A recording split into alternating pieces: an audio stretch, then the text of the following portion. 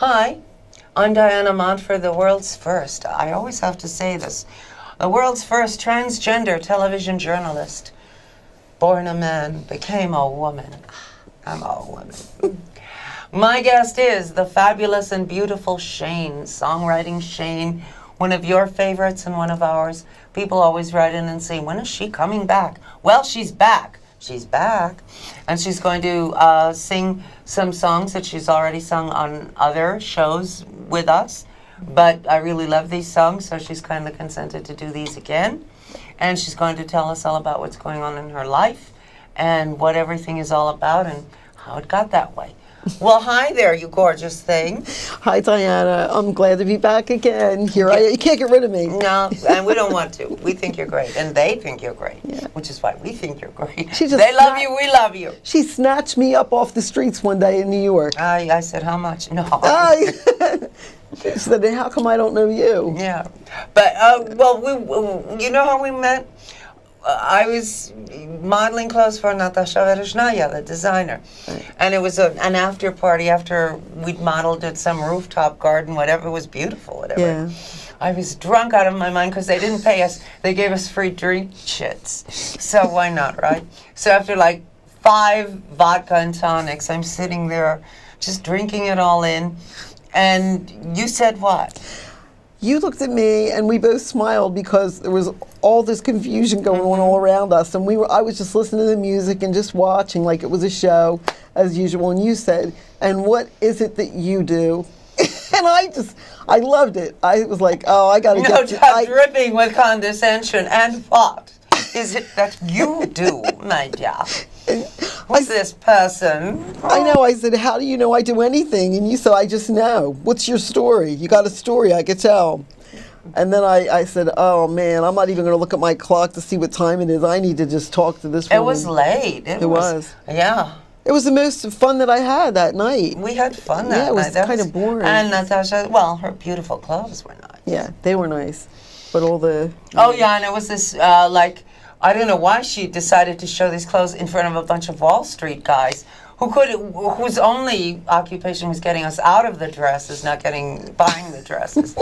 So, I mean, this was nobody got lucky. The models went home, the Wall Street guys went home, different directions, and that's the way we like it. But it was pretty. The fashions were nice, I remember. She comes up with some whimsical things. Nice? The fashions. Oh. Yeah. What'd you think I said? Vaginas. Ah! I swear I felt that. I didn't see that. I'm mad, I tell you, mad. She has very creative taste. Natasha? Yeah. Yeah. Mm-hmm. And Pamela Quincy with the shoes. Yes, and the lovely hairdresser, whatever her name was. Yeah, she has feathered shoes. I never saw that before. I think I need a few pairs. A feathered shoes. We all Match need my to go hat. with a hat. Yeah, both extremes. Yeah. Yeah, I need a feathered merkin, but that's me. You need a feather boa. Well, yes. Do you know what a merkin is? No. Oh, it's not a hat, right? No, it's not a hat. The man who mistook his merkin for a hat. No, it is a hairpiece for the pubic region, a merkin. Are you kidding me? I made it up. No, it's true. You walked me right into that one. Yes. A merkin. Another thing to note. Yes, write this down. There will be a quiz. Merkins for everyone. Everyone needs merkins. God, that's rude of me. All right, I'm going to say something awful. I recently went out on a date with a 33-year-old guy. Mm-hmm. Actually, he picked me up, okay? I'm so... that night at that... Street. Remember when we went to that party in Little Italy? Yes. Yes. Okay, this guy picked me up. Mm-hmm. Okay, I tell him the awful truth that I'm trans. He says, it's fine with me. Okay, we go upstairs. Young people like it shaved. He said, you're not shaved. I wanted to say, what am I, like a 5-year-old? No, hey, of course it's not shaved. What are you nuts? So, minimal hanky-panky happened. Because I was just too hairy for him. You never know what we're going to talk about. No, I just love it. It's like the dark room. It's yes, a confession. it's like the dark ages. Would you like to tell us anything else? That was pretty interesting. Yes. What does his look like? I'm so drunk I didn't notice. I don't know. It was okay though, because I didn't think yuck, and I didn't have to take out a magnifying glass. So it must have been. He was a normal person. Well, but not so normal because he liked me. I mean, come on. But whatever. Now, what are we talking about? And we're two nice Catholic people. This is terrible. Blame it on Catholic school. Yes. Blame it on Rio or whatever. We're making up for lost time. Yes. You know, What? I'm just thinking maybe that's what it is. We're making up for all the things we used to want to do. Now we can. It's like, Well, wild. do you know how old I was when I first had sex? I was 6 years old. A priest drugged and raped me. Oh, that's at not a summer good camp. story, yeah. No. He bought me dinner first, though. He invited me to the rectory, and gave me dinner, and then whatever was in that, knocked me out, and The wine. yeah, probably. Oh, little older boy, come this way. That's a shame. I wasn't That's an sad. altar boy. I was 6 years old. Wow. That's too young to be in there. So you And just I was went to never an church? altar boy. I was like this terrible, troublemaking Hollywood starlet trapped in the body of a little boy. It was awful. Wow. But anyway. So you went to church, and then that's where you met him? No, it was summer camp. He was the head of the camp. Wow. Camp St. Joseph in upstate New York. Wow. Yeah, I've heard But- stories like that. That's a Yeah. shame. Wow. It wasn't, you see, now today it sounds horrific, but in those days you sort of, believe it or not, took it for granted, Right. shrugged, and went on with your life. Today it's this huge trauma that changes your life and makes you just a total basket case. Way back when it wasn't, it was like, We were numb to it. I remember growing up in the Catholic school and knowing that there were the priests were gay, and that they also were into little boys. Like and they really, some of them just really hated little girls, and you got numb to it. Like at first you didn't. It was sacrilegious, you would think, or a mortal sin or something if you were to question any of that. Not even with the nuns, but you knew as a child you're holding this in. You go to school and go home every day, and you can't talk about yeah, it but some of those with nuns your were pretty parents. out there dykey. Well, yeah, I didn't know what that was about either. I just thought they hated children, a lot of them, or they were just so super strict. And I think, looking back, I think that they dedicated their life to God, which was a good thing, but I think that they really didn't realize what they got themselves into, because, you've got to understand their way of thinking, that they're marrying Jesus and all this stuff, Catholic nuns used to wear a wedding ring to Yeah. show that they were the bride How do you of divorce Christ, Jesus? or the bride of Frankenstein, or the bride of Chucky. They were the bride of someone. They were just not happy. They were sad. Some of them were happy. They found their way. They loved being a nun. There, were exceptions to that rule, like anything else in the world. But for the most part, it's everybody that's been to Catholic school, they have those stories, Yeah, yeah. and it was true. Sure. And you just became numb to it, Yeah. like everything else in the world. Well, it's not a good you know. thing. Should- I guess it beats the hell out of being nailed to two pieces of wood, right? That's true. But anyway. But, my stepmother became a nun. I know that was. My stepmother, funny. at age 50, left my father to enter a Carmelite convent in Morristown, New Jersey. My own mother was as far from a nun as you can get. But my stepmother, my father obviously wanted the opposite kind of lady. My stepmother was a very religious young lady, and ultimately left him to become a nun. And that was a cloister. Yes, it's a cloister in Nun. Morristown, New Jersey, the Carmelite convent. No man will. Now let's see. My mother died at 44. My stepmother became a nun at 50. This is what my father did to women. They either gave up and died, or they went into a place where no man will ever enter. What does this tell you? That you mad at your father. Yeah, I am mad at him. Yeah, I am. But no, it's. You love your father. My father, my dad was like mom and dad and everything to me. I was very, very fortunate to have a really good dad. Now, how about your mother? My mom was a handful. My mom was very strict and just paranoid of everything, scared of everything, and she wasn't happy and just always bitching and bellyaching all the time. And always thinking that somebody was doing something to somebody's crazy stuff. And my dad, he treated me like, well, he used to say, you're the son that I wish that I had. He had 2 boys, but he knew that he can just say, you know what, go get me the wrench and come here and help me do this. So he got me away from my mom. Yeah. I got to learn how to fix things without, he didn't like emasculate me or anything like that. Is that the right word? Well, Defeminize me? right. I don't know.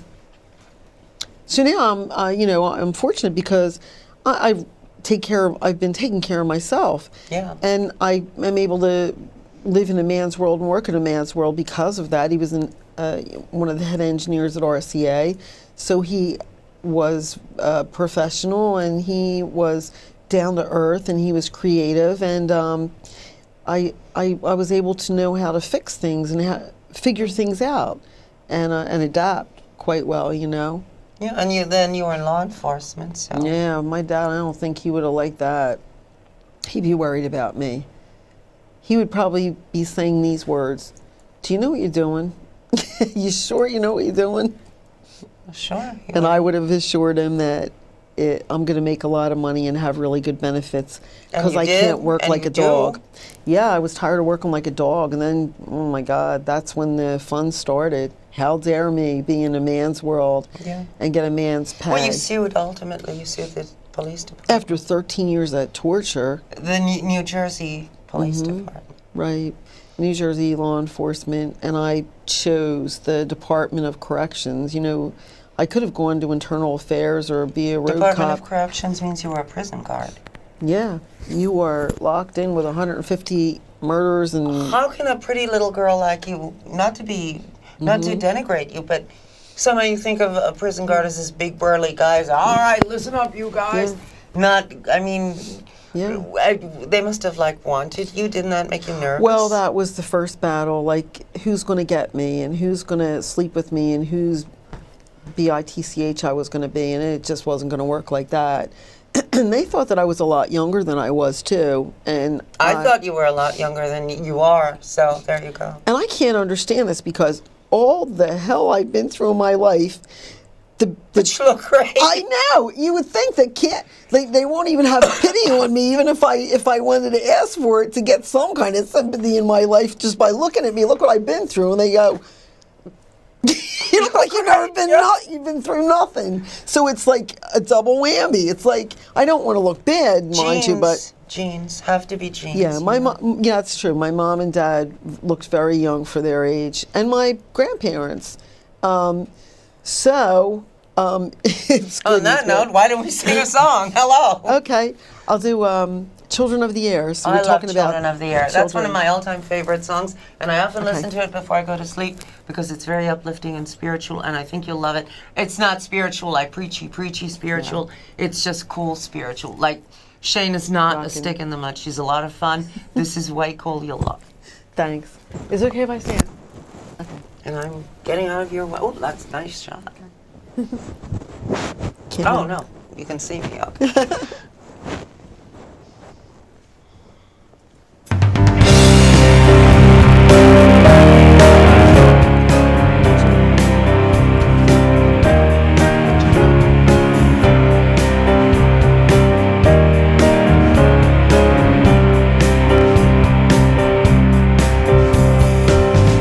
Children of the air, it's you. You I'm calling. Children of the air, it's you. You are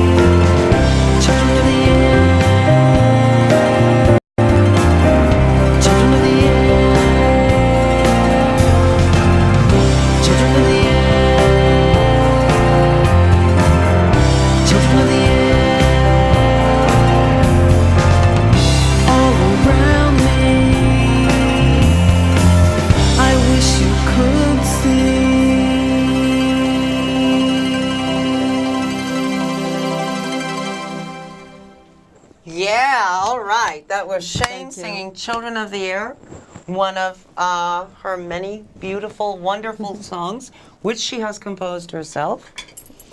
And I hope our mics are on. Are our mics on? Okay. So now, what made you write that? Well, I was going through a lot in the music business, and I have 2 children of my own. And, okay, I didn't expect this question to come up, but it was hard for me to work in the music business around all the stuff that I was going through and raise my 2 sons, and they got to an age when they were teenagers, and got kind of mouthy, and one went through this a stage, and I just got the words. I just went to the piano and just poured my heart out. Don't all kids get weird when they're teenagers? Didn't we? Don't they all? I guess, but my children, I had a little a tough situation, you know, with my mom interfering with me picking the music career that she just didn't understand. I don't think she ever wanted me to do this type music. She wanted me to play piano and I guess just play Carnegie Hall as opposed to. yeah, and I'd be in this probably a little room and be traveling and just playing concert music and, you know, and not really have this all around well-rounded life to match my well-rounded personality. And that's what I wanted. So when I quit my my government job that I had and went into music, that was, oh my God, I was happy. But my mom wasn't, and so there was a lot of interference that way, especially at the time of my children going through their teen years, and because I was making a dent with my music, and just when they had changed my name to Shane, when I was going to be putting out some CDs, I guess I had it with everything, and that's when I gave it up the first time. Well, the only time, yeah, the only time.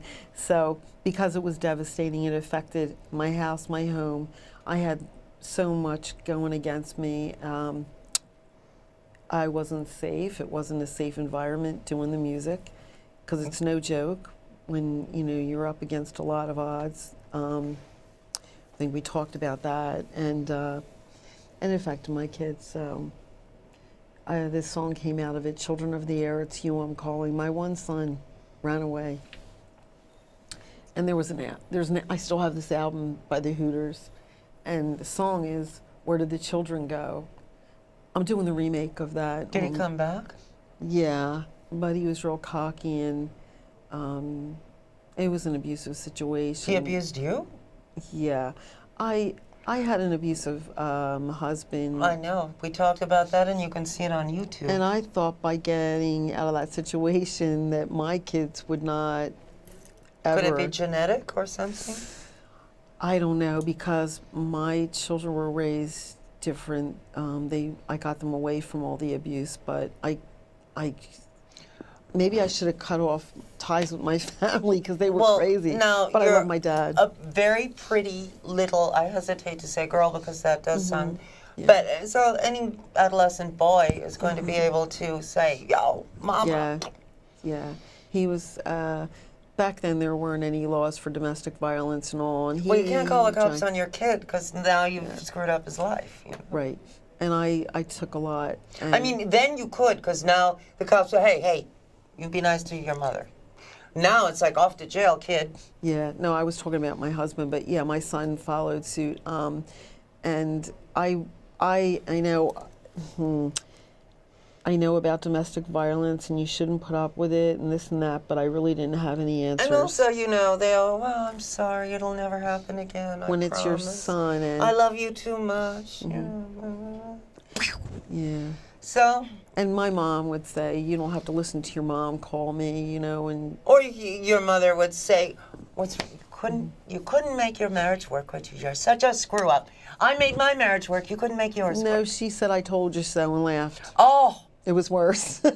I told you he was no good. I actually, That like that? I think I actually went and married a bad boy because he was, when I look back, we didn't call it that, because he was very charismatic and personable, but he also had his vices. When I thought I can handle that, and it was just like he was just drinking like Bally High, you know, or Ripple or something, and he'd be fine. I haven't heard Ripple in decades. I Yeah, know, Ripple. I know. Strawberry Hill, and Yeah, right. and Far out. I know, right? And I think I married a bad boy to get out of the house, away from my mom, because So many women do that. and I didn't. When I looking back, you know, I think that's what I did, because she hated him, he hated her, and I was like, good. She won't meddle in my life. I can go. I moved to Philadelphia, but didn't work out that way. It was either the mental abuse at my mom's home or the physical abuse. It was getting, you know, vicious, but I got out of it, and And you're fine now, I right? divorced him, but then my children, the one son especially, they were all How long confused. is December, your song?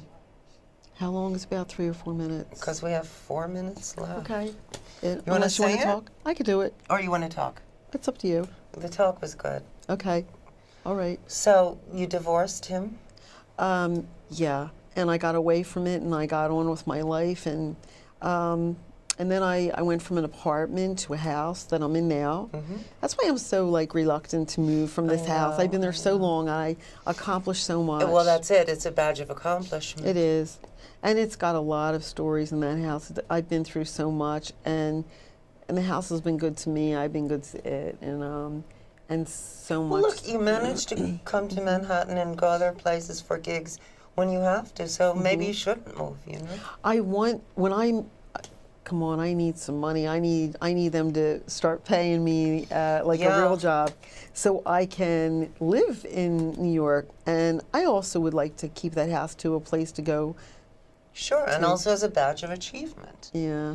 Because you It is. earned that house, you, in effect, bought it brick by brick I as did. a Picked police it out. officer. And You know how many times I cut that lawn, and we did the flower bed and everything, and added the rooms and just like everything, and it's been good. you could to get me. yourself a It's New been York good. boyfriend with a nice spacious Who's going to put house. up with me? Yeah, there you go. We'll have to see. Also, you know, having been through an abusive situation, I'm sure you're very wary of any dominant person saying, "No, you do this because I say so because it's my house." Yeah, and I need to be with someone that has at least what I have and more. Yeah, because you don't want some guy using you, you know? Right, and they had to have been, you know, kind of like worldly and be able to communicate on different levels. It would be nice, you know, it would be an ideal situation if they were in music, but I just don't want this animosity. You know, Yeah. it's like, oh, that's not how it's done, because I do things unorthodox. I just go with signs and feelings and gut feeling, common I sense. agree. I do the same thing. And And, that's yeah, I my- know. Oh, you're not being realistic. Oh, you're Right. thinking with your head, your heart, not your head. And it's not done that way, and it's like, well, how's that working for you? And, Yes. and maybe it does work for them. But We have almost no time. Why don't you give your website so people can contact my you? website is okay. You can email me at Bentley333, BENTLEY 333 at AOL.com. You can buy my CD or some of the songs on cdbaby.com. Shane and the High Command, Shane, We've Got the Power, Shane, See Through You, that's my latest video. And I'm on Facebook, Songwriting Shane. So it's been a pleasure to be here and be And talking we hope with you'll you. come back because I'll be back. you're one of everyone's favorite guests, the audience Thank you. and ours. And everyone at the studio really likes you, and you're batting 1,000, That's kid. a good thing. you Thank know? you. I have a lot of good people around me like you. Well, thank you, thank you. And I'm really appreciative of that. Thank you so much, and have a great night. Yes, and you know I love you. Even if no one else loves you, I love you. You matter to me, and I will see you next time. And you take real good care of yourself. And I love you, and Shane loves you, and everybody loves you. Love so, yourself. Bye. Love you. See you next time. Good night.